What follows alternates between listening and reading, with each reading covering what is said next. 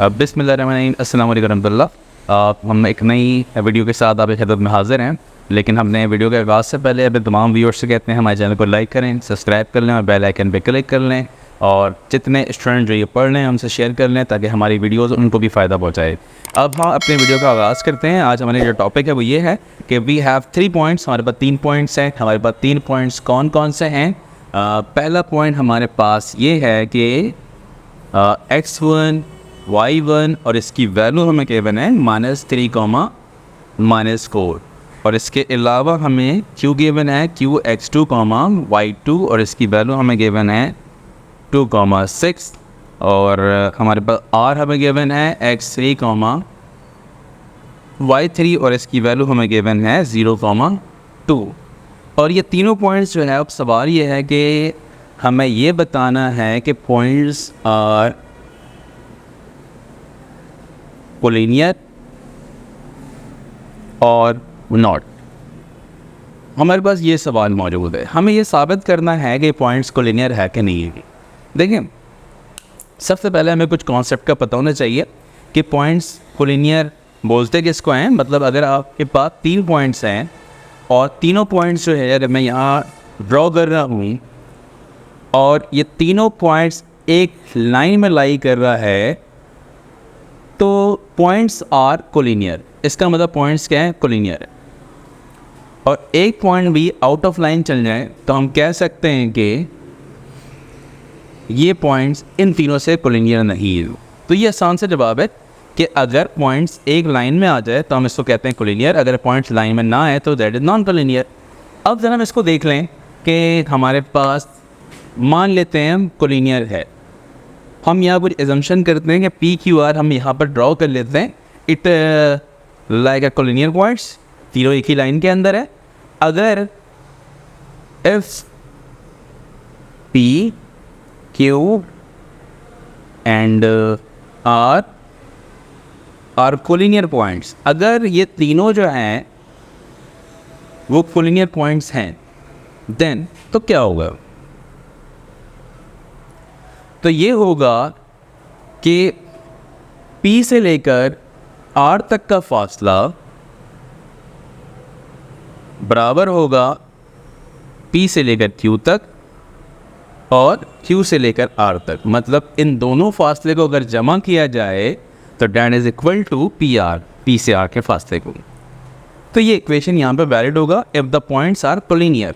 ये आपके जहन में क्लियर होना चाहिए कि ऐसा अगर ऐसा है तो हम यहाँ पर ये करते हैं कि हम तमाम डिस्टेंस को मालूम करते हैं, और ये तीनों पॉइंट शुड बी कंसेक्यूटिव। ये भी आपको याद रखना है कि अगर P Q R कंसेक्यूटिव है तो मतलब लगातार है, तो मतलब अगर ऐसा नहीं Q पहले और P बाद में और आपने P Q R लिख दिया तो ये वैलिड नहीं रहेगा। अगर ये तीनों पॉइंट्स यहाँ पे कोलिनियर हैं तो इसका मतलब है हमारे पास ये ऑर्डर में भी होना चाहिए, तो हम ये फार्मूला वैलिड है, अदरवाइज़ ये फार्मूला नहीं लगा सकते। अब देखें, हमने अगर ऑर्डर में नहीं है तो हमने ऑर्डर में कर लेना चाहिए, फिर ये फार्मूला लगा सकते हैं। हम इस फार्मूले को चेक करेंगे। सबसे पहले हम डिस्टेंस निकालेंगे। नाउ हम डिस्टेंस निकालेंगे P से लेकर R तक बाय यूजिंग डिस्टेंस फार्मूला। अच्छा, इसको सॉल्व करने के मोर देन वन जो है वो ऑप्शंस हैं, हम इसको सॉल्व कर सकते हैं, लेकिन क्योंकि हम डिस्टेंस फार्मूला को पढ़ रहे हैं और उस पर ये सवाल मौजूद है तो हमने डिस्टेंस फार्मूला को इस्तेमाल करते हुए इसको पढ़ना है। लेकिन इसको मैं अपने अगली वीडियो के अंदर एक नए जो है वो मेथड से ही पढ़ाऊँगा ताकि वो आपको आसान लगे वो फॉलो कर लें, ये आसान लगे तो ये फॉलो कर लें। लेकिन पहले हम इसको सॉल्व करते हैं अपने इस डिस्टेंस फार्मूले वाले मेथड को। P से R हम डिस्टेंस निकालते हैं, but now you have to use coordinates of P and R। तो x3 x1 इस्तेमाल होगा यहाँ पर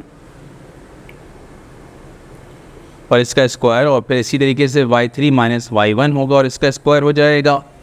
और अगर हम ज़रा मज़ीद आगे बढ़े तो वैल्यूज़ पुट करवा दें, मतलब 0 - 3 तो ये +3 हो जाएगा, और y3 मतलब 2 - 4 तो मतलब +4 हो जाएगा, और इसका स्क्वायर। और इसी तरीके से 3 का स्क्वायर है 9 और 6 का स्क्वायर है 36 और ये बन जाएगा √45। तो ये वैल्यू हमारे पास आ गई यहाँ पर कि P से R का डिस्टेंस हमारे पास √45 मौजूद है।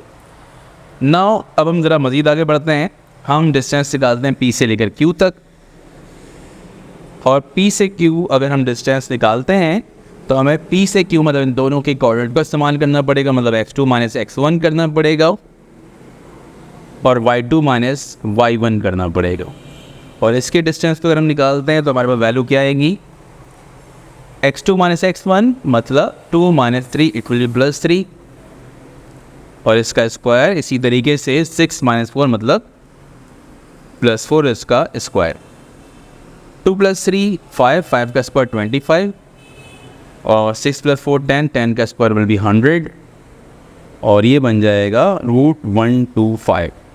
अच्छा, किसी तरीके से हमने ये देखना है कि क्या ये रूट में निकल सकता है कि नहीं निकल सकता है। अगर मैं 1 to 5 का रूट निकालूँ तो क्या निकलेगा, मतलब 1 to 5 ब्रेक हो सकता है 5 × 5 × 5 में, तो अगर ये होगा तो 5 पेयर से बाहर आ जाएगा, मतलब 5√5 बन जाएगा ये। तो इसको हम लिख सकते हैं 5√5। सिमिलरली हम 45 को अगर चेक कर लें तो 45 भी 5 9 45 होता है, तो 9 रूट से बाहर आएगा, it will be 3 and then √5, ये यहाँ पर वैल्यू हो जाएगी। अब हमारे पास दोनों वैल्यू मौजूद है, P से R भी और P से Q भी। अच्छा जी, अब हम ज़रा मज़ीद देखें कि Q से R जो हमारे पास क्या फासला है। तो Q से R हमारे पास जो फासला है वो हम Q से R के कोऑर्डिनेट को इस्तेमाल करेंगे और x3 माइनस x2 मतलब और y3 माइनस y2 तमाम ऐसे कोऑर्डिनेट्स को हम इस्तेमाल करेंगे और वैल्यूज़ को पुट करवाएंगे क्यू आर के, मतलब 0 माइनस 2 और 2 माइनस 6, 0 माइनस 2 4 हो जाएगा और 2 माइनस 6 जो है वो 4 हो जाएगा, इट विल बी 16, तो ये √20 आएगा।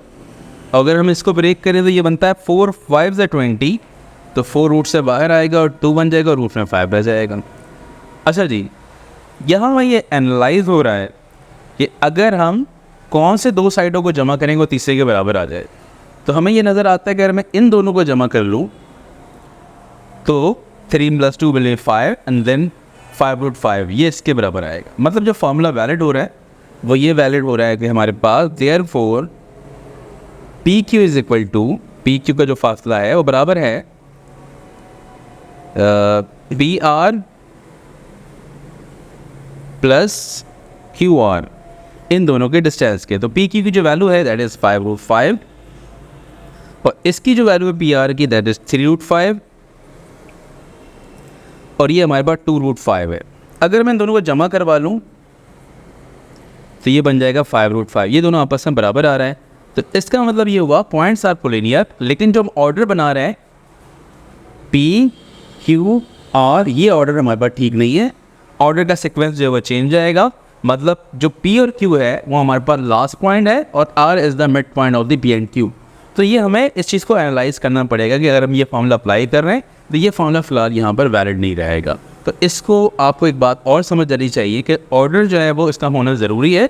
अगर ऑर्डर नहीं होगा तो जस्ट आप जो है वो डिस्टेंस मालूम कर लें तमाम पॉइंट्स का, P से Q का, Q से R का और R से P का, तमाम डिस्टेंस को फाइंड आउट करने के बाद आप ये देख लें यहाँ पर कौन सा ऐसा है डिस्टेंस जो मैक्सिमम है और जो स्मॉल है, क्या उन दोनों का सम के बराबर है कि नहीं। अगर बराबर है तो इसका मतलब है points are collinear, therefore points are collinear, ये इसका जवाब हो जाएगा। उम्मीद है ये सवाल अभी क्लियर होगा और इसी तरीके से इस तरह की वीडियो देखने के लिए हमारे चैनल को लाइक कर लें, सब्सक्राइब कर लें और बेल आइकन पर क्लिक कर लें ताकि हमारी तमाम आने वाली वीडियो आपको मिलती रहे। शुक्रिया।